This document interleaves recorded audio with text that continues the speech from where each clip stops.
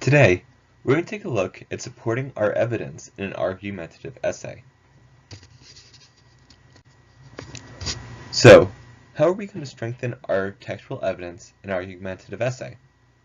In our writing, we must always make sure that we cite the text and strengthen it through explaining, supporting, and expanding.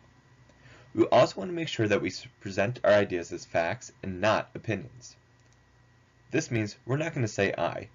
That makes your ideas sound like opinions when you're actually finding evidence from the text. Do not say, I think that, my opinion is, or anything along those lines. Remember, state them as facts, use the evidence to prove it. We also want to make sure that we focus on using transition words. This shows our progress from one idea to the next. Don't state, my three reasons are, my first reason is. The reader's going to understand that, so we want to use our time in writing wisely.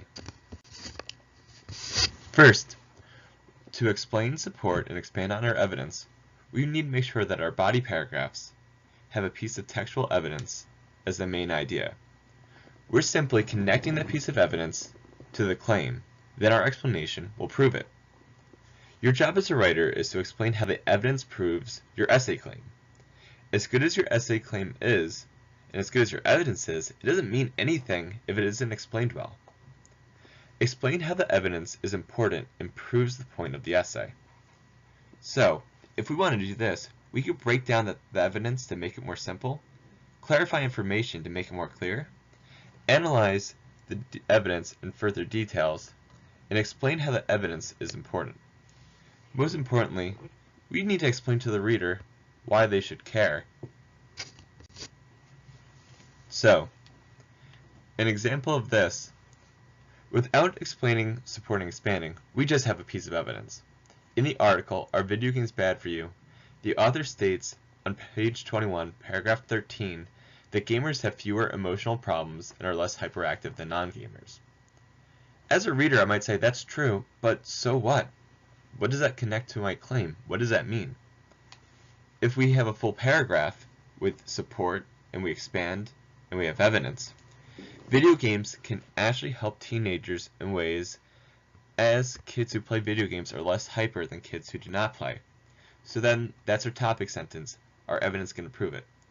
In the article, Are Video Games Bad for You?, the author states on page 21, paragraph 13, that gamers have fewer emotional problems and are less hyperactive than non-gamers.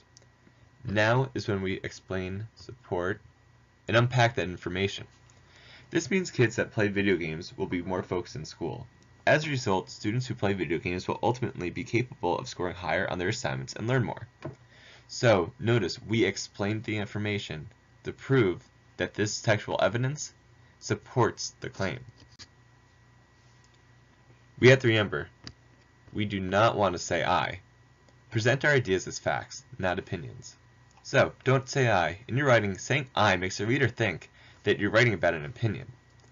Remember, you're using facts and evidence from the text, so present it as the truth. Instead of saying I, make it general and let a group think this way. That way, it's harder to argue. Use the following. You could simply drop I think and state it as a fact. You could say the text states that. Some may say, or rather some might state, proponents may claim, opponents may argue. So proponents is someone who agrees, opponents is someone who disagrees.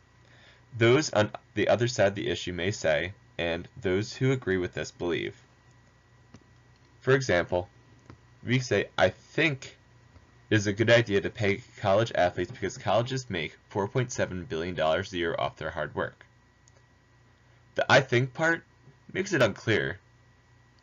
If we say, it is a good idea to pay college athletes because colleges make $4.7 billion a year off their hard work, now that sounds like a fact. That's harder to argue. Down here, I think student athletes should get paid because of the high probability of personal injury.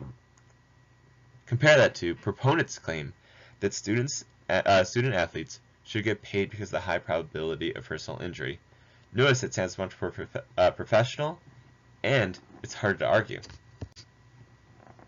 So, we need to also look at how we transition from idea to idea.